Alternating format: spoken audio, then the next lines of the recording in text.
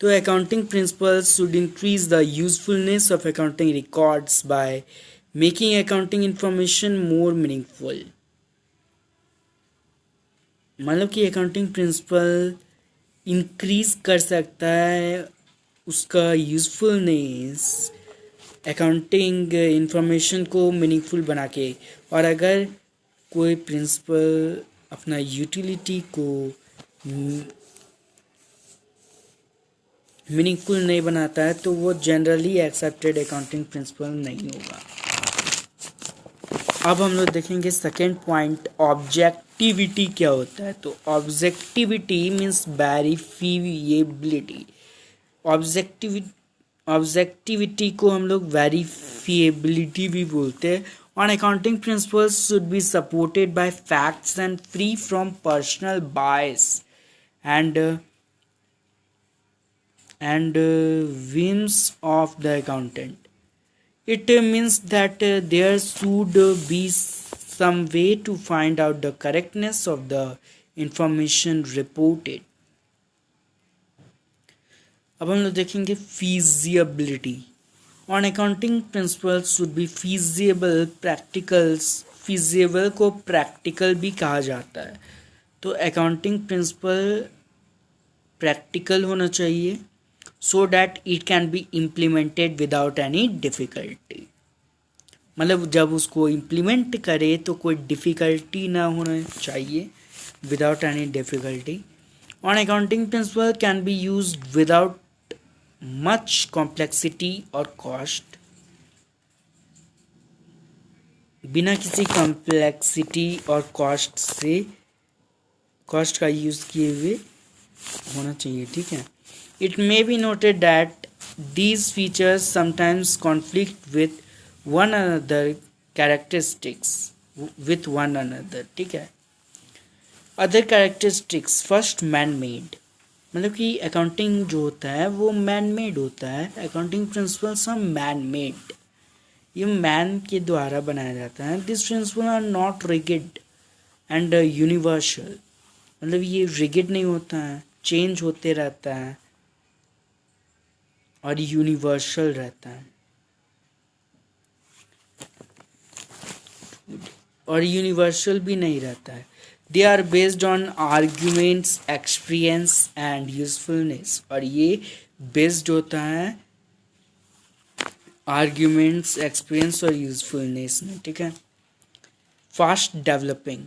Accounting principles are fast developing. These are influenced by business practices and customs. और ये influence किया जाता है by business practices and customs, government agency and other business group. ठीक है. अब हम लोग देखेंगे next topic, classification of accounting principles. Accounting principles का क्लासिफिकेशन. तो accounting principles may be classified as under basic assumption and concept of accounting and accounting conventions. Basic assumption or concept of accounting. Basic accounting concept may be defined as the conceptual guidelines for application in the financial accounting process. Basic accounting assumptions have been developed over a period of time and well accepted by accountants.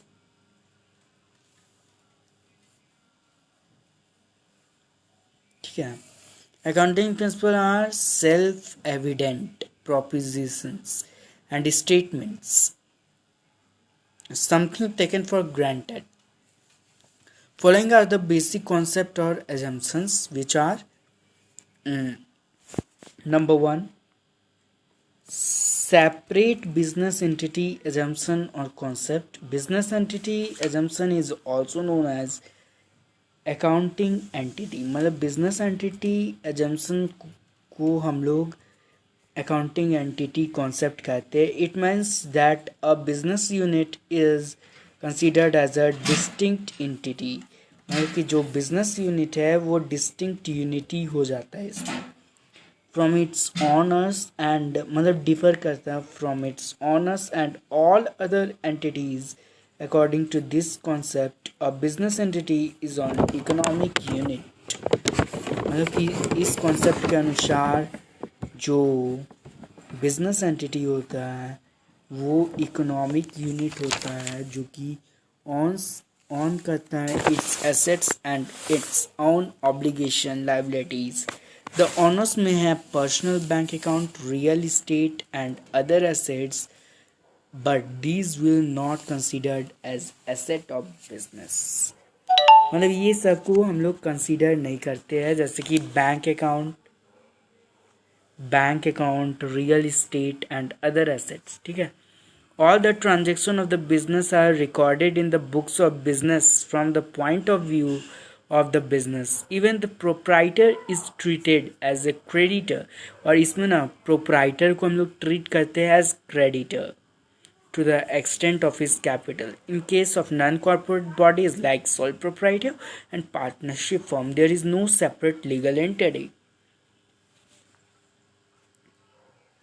Honour and business are treated as one and मतलब owner और business को एक समान treat करते, एक जैसा treat करते हैं for legal purpose, but the accounting purposes business is treated separate from its owners. और अकाउंटिंग कहता है कि बिजनेस को सेपरेट करना चाहिए फ्रॉम इट्स, ट्रीट करना चाहिए सेपरेट फ्रॉम इट्स ऑनर्स. ठीक है. अब हम लोग देखेंगे सिग्निफिकेंस. तो accounting entity concept is very significant. Accounting entity concept जो होता है वो बहुत सिग्निफिकेंट रहता है because it limits the transaction that are to be included in accounting records. If the concept is not followed, affairs of the business will be mixed up with private affairs of the proprietors and a true picture of the business will not be available. It is very difficult to evaluate the performance of the business. और फिर business का जो performance है उसको evaluate करने में difficult हो जाएगा. Alone since the private transaction introduce boys in the result. अब हम लोग देखेंगे इफेक्ट ऑफ दिस कॉन्सेप्ट. ये कॉन्सेप्ट का इफेक्ट क्या क्या है. तो पहला efficiency and earning capacity of the enterprise can be measured correctly. Financial position of the enterprise can easily be found out. Personal transactions and business transactions can be distinguished properly. Proprietor is treated as a creditor for the business. ठीक है.